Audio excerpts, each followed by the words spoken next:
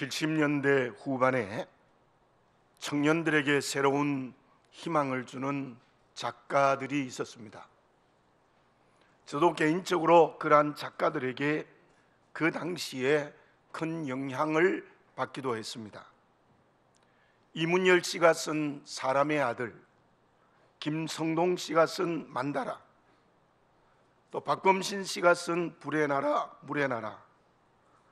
그들은 모두가 다 한결같이 인간 회복, 인간에 대한 관심을 가지고 글을 썼습니다.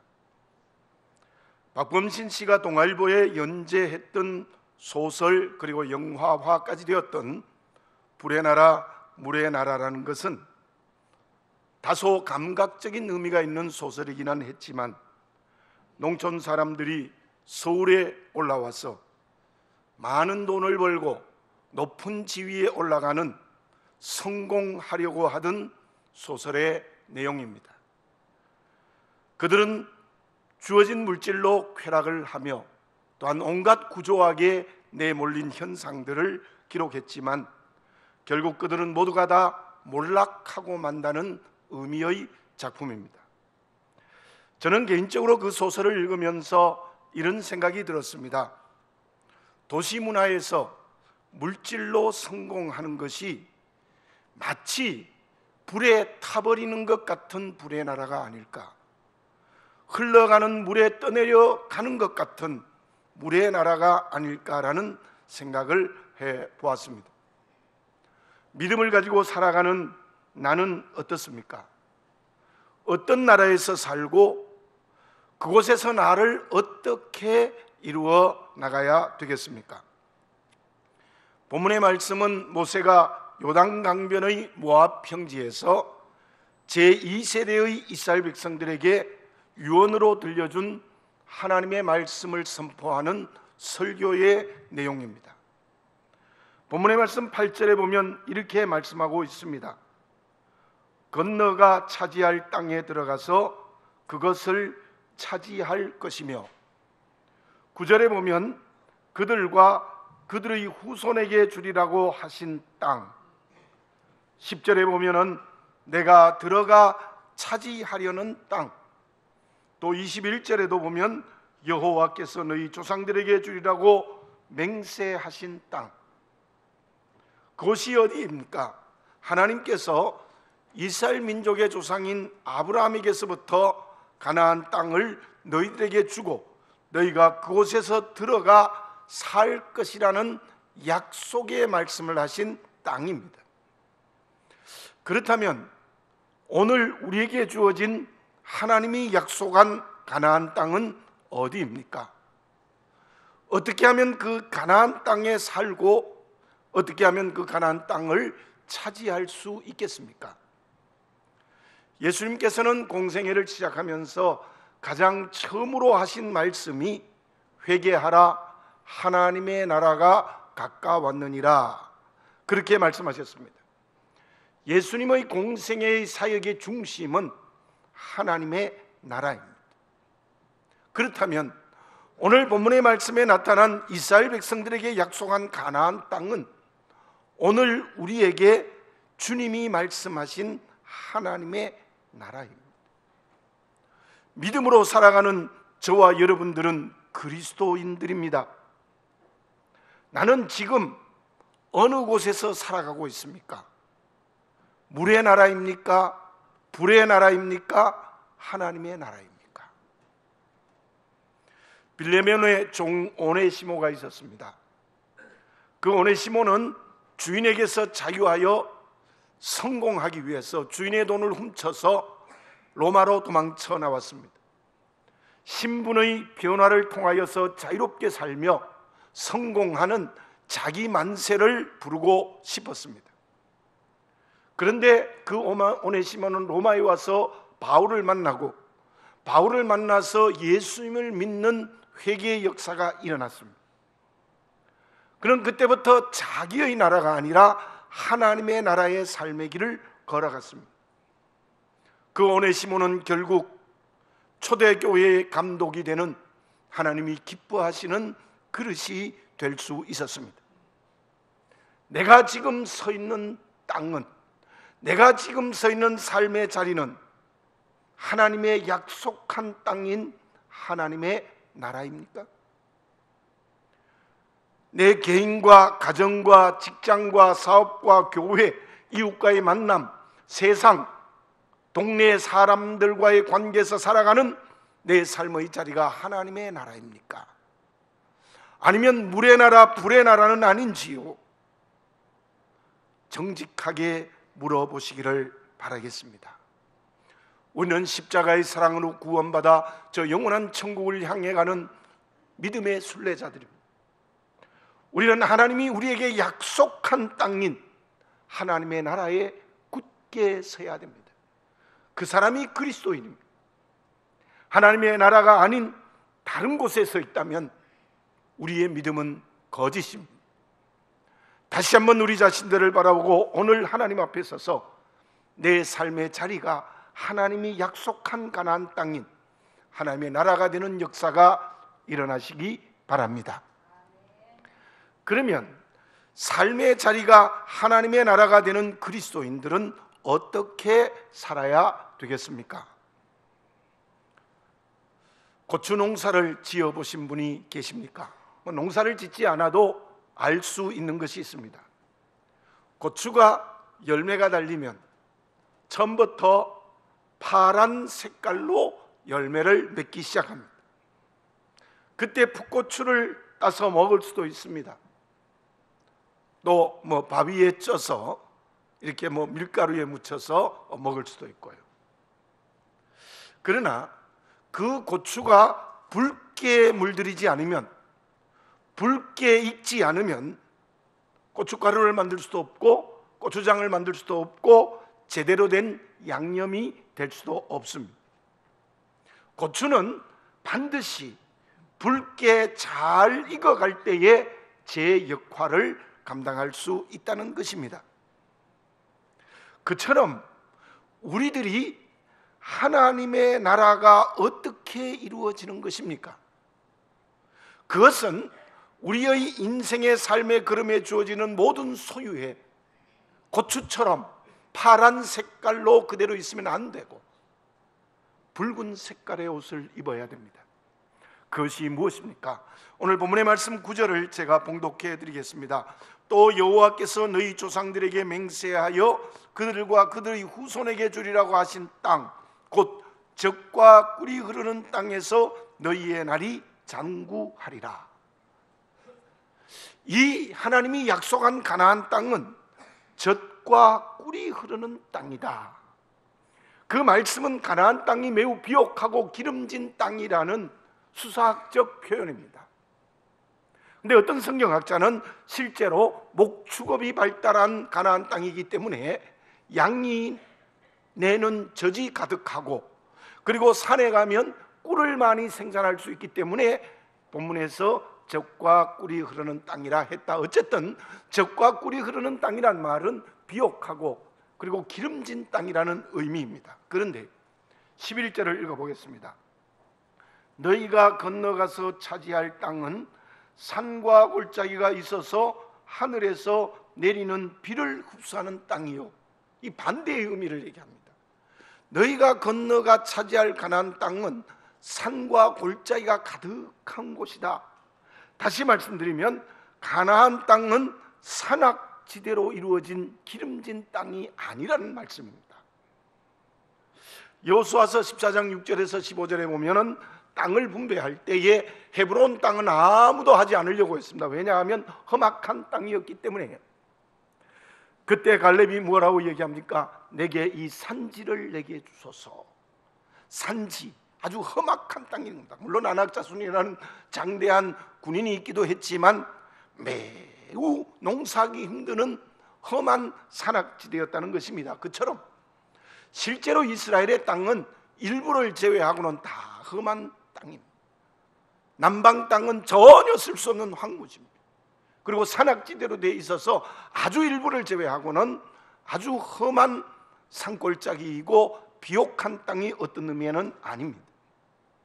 그런데 제가 10절 11절을 다시 한번 읽어보겠습니다. 내가 들어가 차지하려는 땅은 내가 나온 애굽 땅과 같지 아니하니 거기에서는 너희가 파종한 후에 발로 물대기를 채소밭에 됨과 같이 하였거니와 너희가 건너가서 차지할 땅은 산과 골짜기가 있어서 하늘에서 내리는 비를 흡수하는 땅이요.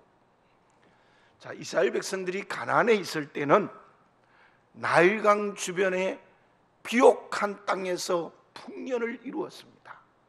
자, 그런데 나일강 주변에 있었던 비옥한 애굽 땅은 왜 비옥하고 기름지고 풍년이 되어졌느냐? 그것은 나일강의 물을 관계시설을 통하여서 충분히 물을 끌어들였기 때문에 그 땅이 비옥한 땅이 되어서 풍년이 되었다는 것입니다.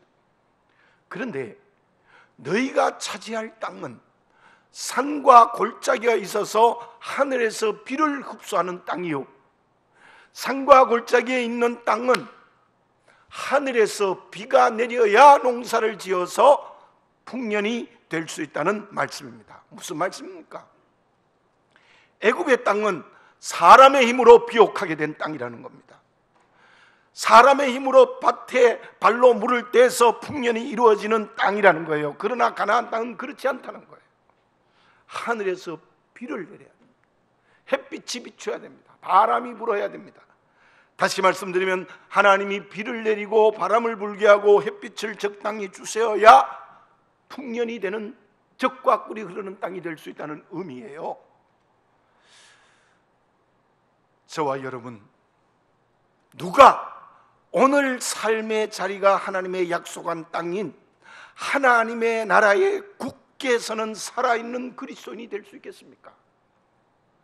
그것은 고추가 붉은 옷을 입어야 제 역할을 하는 것처럼 바로 우리의 삶의 자리는 험악한 산지입니다.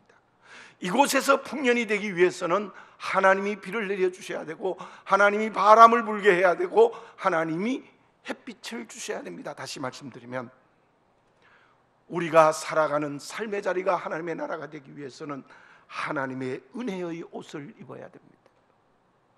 하나님의 은혜의 옷을 입지 않으면 우리의 삶의 자리 결코 하나님의 나라가 될 수 없습니다. 다르게 해석하면 내게 있는 모든 소유, 내게 있는 모든 것이 하나님의 은혜의 옷을 입어야 됩니다. 왜냐하면 그것은 산과 골짜기이기 때문에 하나님이 내리시는 비를 내려야, 하나님이 주시는 은혜의 옷을 입어야만이 그 소유를 통하여서 이 땅에서 하나님의 나라의 길을 걸어갈 수 있다는 말입니다.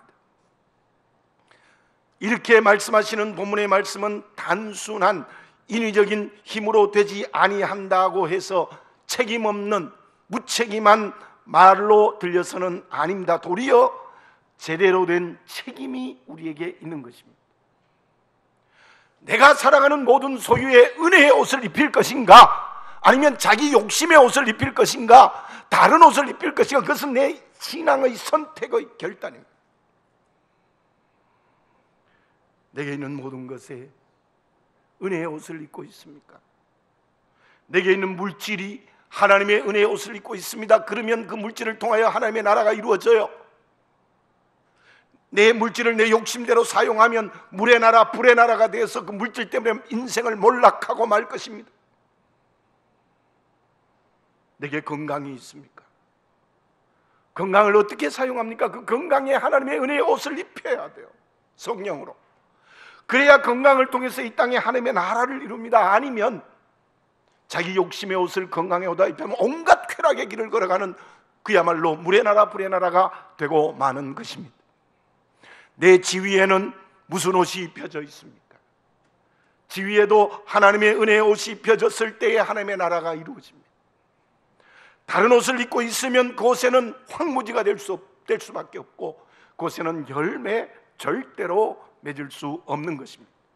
그러므로 우리가 약속의 땅인 하나님의 나라에 지금 굳게 서는 살아있는 그리스도인이 되기 위해서는 내 모든 소유에, 내 모든 삶에 하나님의 은혜의 옷을 입힐 때 가능하다는 것을 분명히 알고 그 선택의 결단을 해야 될 것이 우리에게 필요합니다.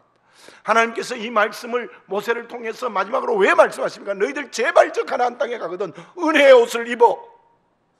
다른 옷을 입지 마라, 그렇게 말씀하신 거예요. 창세기 11장에 바벨탑 사건이 나옵니다.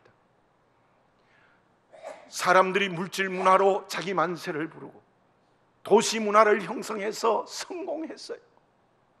그래서 그들은 바벨탑을 만들었어요. 왜요? 저 하나님의 자리에까지 올라가 보자. 우리가 얼마나 성공하고 얼마나 출세하고 얼마나 아름다운 도시 문화, 물질 문화를 만들었으니 저 하나님 나라까지 올라가 보자. 자기 만세의 옷을 입은 바벨탑의 사건, 그것은 하나님의 심판을 받아 몰락하고 말았던 것입니다. 어쩌면 서울이라는 도시는 바벨탑이 아닐까요? 심각하게 질문해 봐야 됩니다. 나는 과연 바벨탑을 쌓아가는 사람이 아닌지를 심각하게 질문해 봐야 됩니다. 그 다음 장에 아브라함이 나옵니다. 창세기 12장에 하나님이 아브라함을 선택하시는데 그 아브라함은 언제나 은혜의 옷을 입었습니다. 모든 것에 은혜의 옷을 입은 백세에 낳은 외아들에게도 은혜의 옷을 입혔습니다. 그 아브라함을 통하여 이스라엘 민족을 선택했고, 그 아브라함을 통하여 예수님이 오시게 했고, 그 아브라함을 통하여 모든 그의 자손들이 구원받는 역사를 일으킨 사람이 아브라함입니다. 왜요? 그는 은혜의 옷을 입었기 때문입니다. 단풍이 얼마나 아름답습니까? 그러나 그 단풍의 색깔의 옷은 결국 낙엽이 되고 맙니다. 붉게 잘 물들은 감, 붉은색의 옷을 입은 고추, 아름다운 색깔을 지닌 잘 익은 사과 열매들은 다 자기 역할을 제대로 감당할 수 있는 옷을 입고 있었던 것이지요.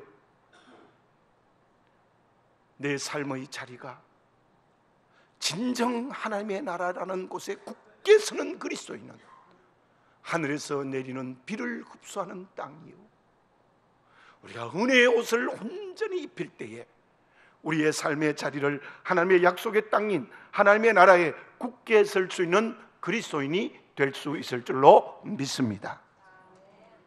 그러면 그러한 하나님의 옷을 입는 것이 하나님의 나라라면 그 은혜의 옷을 입었다는 것이 다른 말로 설명하면 무엇이라고 말할 수 있겠습니까?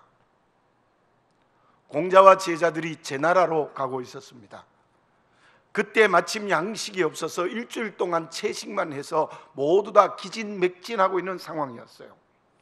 그때 수제자와 같은 안회라는 제자가 동네에 가서 쌀을 얻어와서 밥솥에다가 밥을 짓기 시작했어요. 불을 떼어서. 근데 공자가 잠을 자다가 잠깐 눈을 떠보니 안회가 밥을 짓고 있는데 솥뚜껑을 열어서 밥을 한 움큼 손으로 쥐어서 입에 넣어서 먹는 거예요. 그것을 보고 공자는 괘씸한 생각이 들었습니다. 언제나 스승님이 수저를 들기 전에는 저는 절대로 수저를 들지 않겠습니다 하고 수저도 들지 않았는데 어떻게 자기 혼자 배고프다고 먼저 밥을 손으로 떠서 먹는가, 아주 괘씸한 생각이 들었어요. 그래서 드디어 잠을 깨고 앉아 있었더니 아내가 밥상을 차려서 공자님 앞에 가져왔어요. 그래서 아내를 시험하기 위해서 이렇게 물어보았습니다. 내가 방금 꿈을 꿨는데 선친께서 지금 지은 밥으로 제사를 지내면 좋겠다, 그렇게 말씀하셨다. 이 밥으로 내 선친께 제사를 지내게. 그랬더니 아내가 절대로 안 됩니다. 이 밥은 깨끗한 밥이 아닙니다. 선친에게 제사를 드릴 수 없습니다 말하고는 이렇게 설명을 했습니다. 제가 밥을 짓다가 밥 속에 걸림이 많이 들어갔습니다. 그래서 제가 걸림을 없애려고 그 걸림 있는 밥을 손으로 떠서 먼저 먹었습니다. 그러므로 이 밥은 깨끗한 밥이 되지 않기 때문에 우리 공자님의 선친께 제사를 드릴 수 없습니다. 공자님이 크게 뉘우쳤습니다. 아주 크게 뉘우쳤다. 그래서 그 사건을 보고 제자들을 불러놓고 이렇게 얘기했습니다. 내가 지금까지는 눈으로 보는 것만 옳다고 생각했는데 눈으로 보는 것만이 옳은 것이 아니야. 마음의 눈으로 세상과 사람을 봐야 제대로 볼 수 있다고 제자들에게 가르쳤다는 사건이 있었습니다. 여러분들, 이러한 사실은 믿음을 떠나서도 굉장히 우리에게 중요한 교훈이 돼요. 눈으로 봐서 오해하는 게 얼마나 많습니까? 정말 마음의 눈으로 봐야 사람과 세상을 제대로 볼 수 있다는 것이지요. 자, 오늘 본문의 말씀 18절을 제가 한번 읽어보겠습니다. 이러므로 너희는 나의 이 말을 너희의 마음과 뜻에 두고 그랬어요. 오늘 너희에게 전하는 하나님의 말씀을 내 마음과 뜻에 두라. 마음과 뜻에 두라. 마음은 전인격의 중심입니다. 마음에서 말이 나오고 마음에서 삶이 형성되는 겁니다. 그런데 이 하나님의 말씀을 증거하는 모세를 통하여 하나님이 말씀하신 게 무엇인가 하면 너희 전인격의 중심인 마음에 하나님의 말씀을 두라. 8절에는 어떤 말씀이 있습니까? 그러므로 너희는 내가 오늘 너희에게 명하는 모든 명령을 지키라. 너희에게 말씀하는 모든 명령을 너희들의 삶의 현장에서 지키라. 그래야 약속의 땅이 된다. 또 13절에는 이렇게 말씀하고 있습니다. 내가 오늘 너희에게 명하는 내 명령을 너희가 만일 청종하고 하나님의 말씀을 순종하라는 것이지요. 18절에서 20절에 보면 어떤 말씀이 있습니까? 다시 한번 읽어봅니다. 이러므로 너희는 나의 이 말을 너희의 마음과 뜻에 두고 또 그것을 너희의 손목에 메어 기호를 삼고, 하나님의 말씀을 손목에 메어 기호를 삼고 너희 미간에 붙여 표를 삼으며 자녀들을 가르칠 때에 집에 앉아 있을 때든지 길에 갈 때든지 누워 있을 때든지 일어날 때든지 언제든지 이 말씀을 자녀들에게 강론하고, 20절에 보면 내 문설주와 바깥문에 기록하라. 신명기 6장 4절 이하에 있는 쉐마의 말씀과 똑같은 내용인데요, 하나님의 말씀을 마음에 두고 손목에 기호로 삼고 미간에 붙여 표를 삼으며 자녀들에게 앉았을 때 길에 있을 때 누워 있든지 걸어갈 때든지 언제든지 말씀을 가르치고 집 문설주와 그리고 바깥문에 그 말씀을 기록하라 그랬습니다. 21절에 어떻게 말씀하셨습니까? 그리하면 여호와께서 너희 조상들에게 주리라고 맹세한 땅에 들어가서 너희의 날과 너희 자녀의 날이 많아서 하늘이 땅을 덮는 날과 같으리라. 정말 하나님의 나라가 되게 해주겠다, 은혜를 풍성하게 내려주겠다는 약속의 말씀을 하고 있습니다. 하나님의 말씀을 마음의 중심에 두라. 하나님의 말씀이 삶 전부가 되라. 무슨 말씀입니까? 우리의 전 인격이 하나님의 말씀에 붙들려 있는 사람이 은혜의 옷을 입은 사람입니다. 지난 화요일에는 제법 많은 비가 내렸습니다. 제가 자동차를 타고 집으로 들어가는데 소나기가 꽉 쏟아졌어요. 그 소나기가 쏟아지는 것을 보고 제가 청년 때가 기억이 났어요. 저는 어떤 버릇이 청년 때에 있었는가 하면 너무 힘들고 어려우면 소나기가 내리면 그 비를 흠뻑 맞는 그런 경험을 했더랬어요. 아마 저와 같은 버릇이 있는 분들이 있을 거예요. 그래서 집에 들어가면 속이 시원해졌던 그런 경험이 있어요. 일부러 비를 흠뻑 맞으면 뭔가 내 마음에 있는 근심과 걱정과 문제가 해결되는 것 같은 느낌이 들었던 경험이 있습니다.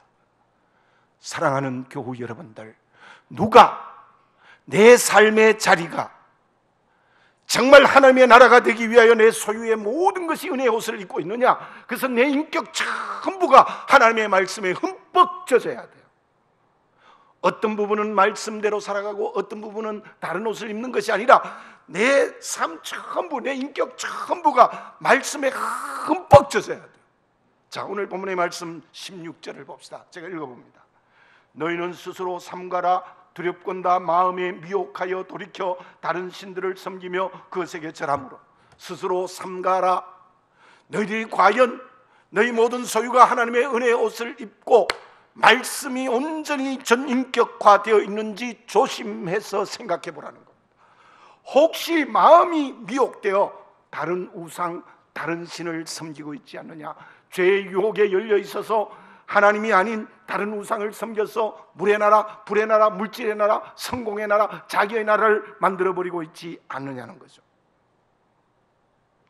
그러면 하나님이 진노하십니다. 17절에 어떻게 진노하십니까? 여호와께서 너희에게 진노하사 하늘을 닫아 비를 내리지 아니하여 땅이 소산을 내지 않게 하심으로 너희가 여호와께서 주신 아름다운 땅에서 속히 멸망할까 하노라.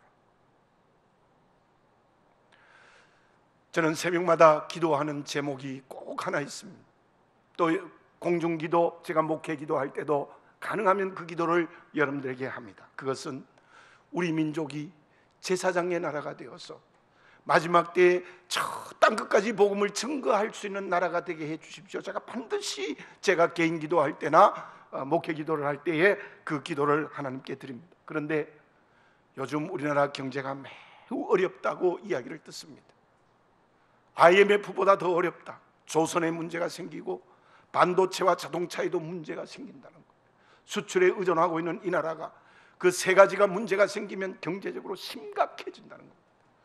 서울대의 어떤 교수가 글을 썼는데 일본이 당했던 그것보다 훨씬 더 위험하다.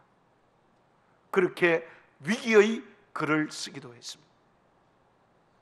저는 기도드립니다. 여러분들도 기도하시기 바랍니다. 정말 이 민족이 마지막 때에 하나님의 은혜의 옷을 입어서 이 자리가 약속의 땅이 되고 전 인격 전 나라가 말씀에 흠뻑 젖은 나라가 되어서 저 땅끝까지 복음을 증거할 수 있는 제사장의 나라가 되는 것 얼마나 필요하겠습니까?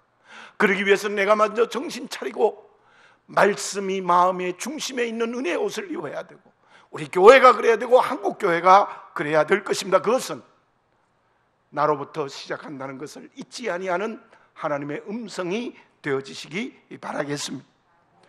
이스라엘의 공회가 71명, 대제사장 가야바를 중심해서 모든 공회원들이 예수님 당시에 어땠습니까? 전부 율법으로 말미암아 자기의 옷을 입었거나 아니면 권력에 취해 있었습니다.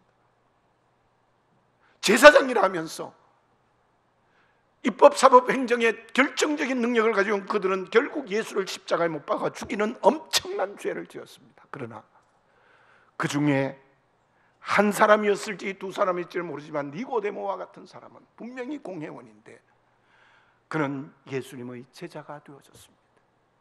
그 많은 무리 가운데서도 그는 과감하게 예수님의 제자가 되어서 아리마대 요셉도 그랬다는 것이 일반적인 학설입니다. 그들은 예수님의 무덤을 만들어주고 부활의 장소를 만들어주고 예수님의 시신에 아름다운 향품을 넣어주는 정말 위대한 그릇들이 되었죠. 왜요? 그는 주님이 말씀하시는 말씀의 옷을 입었습니다. 말씀으로 주어지는 은혜의 옷을 입었습니다. 그래서 주님의 제자가 되었던 것입니다. 내 삶을 정직하게 보시기 바랍니다.